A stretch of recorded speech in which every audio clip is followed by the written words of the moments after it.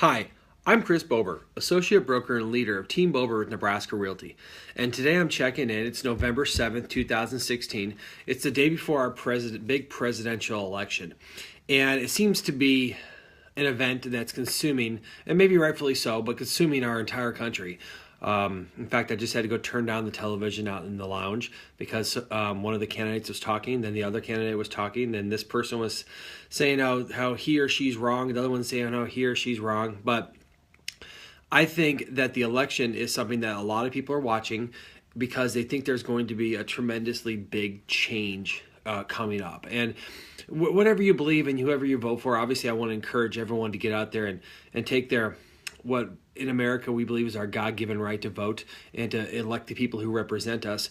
But today I want to talk a little bit about how this election is going to affect the real estate market. First of all, I think that as Americans, given the technology and our instant availability of information, we tend to forget that this election is very similar to a lot of elections. I know that when both George W. Bush and Barack Obama were both elected and then served eight-year terms, it was a changing of the guard, and a lot of people thought the country was just going to go to hell in a handbasket, and there was going to be big changes and all these things were going to happen. When we forget that the president, while very important, is very limited in the amount of power that he does have without a system of checks and balances. So as far as immediate results and changes that are going to happen in the housing market, I don't think that this election is going to have an immediate change. So you can look at a couple different things that are going on right now in our market, and just we'll discuss a little bit about whether or not they are going to produce big changes. First of all, right now we are experiencing a all-time record high market, a high year. Last year we set all kinds of records here in Omaha. Across the country they did the same, and a lot of it was due to several factors and just getting kicked in the teeth for a few years back in around 2009, 2010 really pushed us to an all-time low. And coming out of that, we had nowhere to go but up. So at that time, they stopped developing a lot of land. And when interest rates got low and the economy came back, we saw both low interest rates and low inventory that led to record sales, record sale prices. And we're still experiencing that for the most part. I know here in Omaha, we're going up constantly. I would say here, in maybe the last couple of months, we have seen a little bit of a softening of our market. And what's really happening is I think there's a couple different factors that are hurting our market. Number one, there is the inevitable interest rate that is going to go up. Historically, average rates are in the six some percent. If you average out mortgage rates over the last 100 years, 6% is a great number. If we can stay there, we're in good shape. However, right now we still seem to be hovering in the fours. So sometimes you get something at 3.75, sometimes it's 4.25, depending on what kind of loan you're going to get and where you're qualified for. But interest rates remain very low. And just last week, the Federal Reserve did not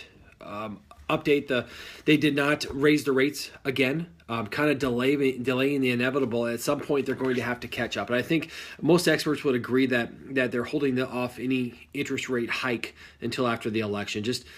I'm not sure why. There's a lot of different reasons, but one of them was they didn't want either side to have the advantage or disadvantage of raising rates. But that is something that, regardless of whoever gets elected as president, it's not going to change. In fact, I would say that regardless of whoever wins the election, their real impact on our economy is not going to happen for a couple years.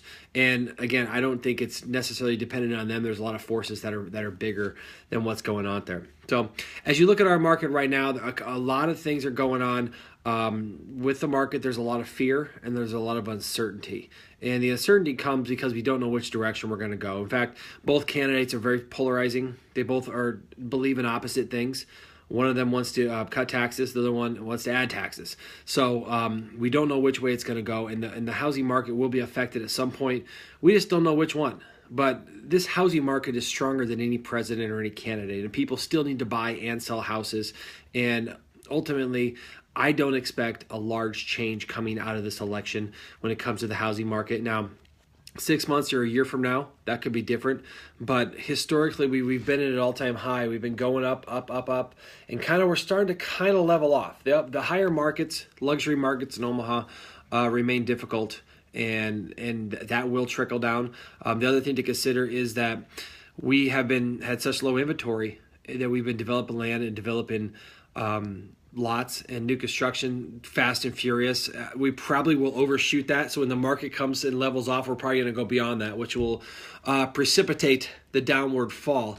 Again, we don't think we're going to have a bubble like we did back in 2009 because a lot of this isn't leveraged and mortgage, and the lending industry has kind of smartened up a little bit. So it's not going to have the big fall, but we will, in a market economy, we should experience some ups and some downs. So the big thing to remember going into this election is that we're not really going to see a huge change, other than maybe people might finally get confident in knowing that the market is what it is. It's going in a direction, and we are at a very rare time where both buying and selling is very advantageous.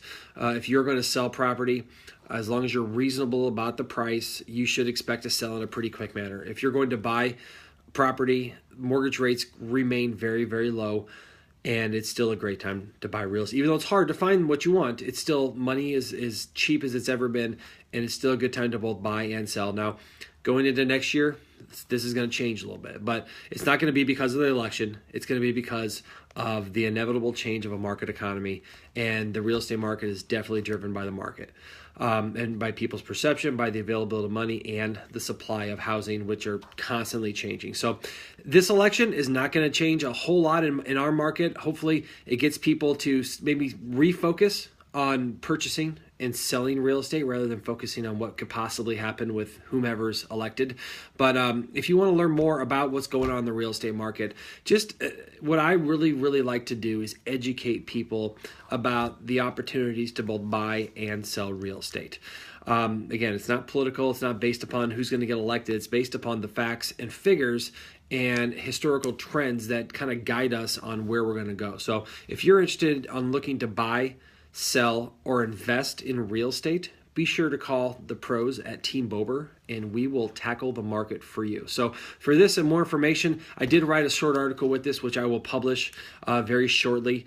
Last thing I wanted to say is make sure you go out there and vote. As Americans, there's a lot of the world that would really, really give up a lot to be able to vote their leadership, and we get the chance to do that. So whomever you're going to vote for, just get out there and vote. If you don't go out there and vote, you don't have any right to complain about what's going on. So now if you do vote, you still shouldn't complain too much, but go out there, use the power that's given to us to vote. I want to see all kinds of people sending me their I voted stickers, because it's the most important thing we could do in our country. So for more information, again, tune in and be sure to call Team Bober for all your real estate needs.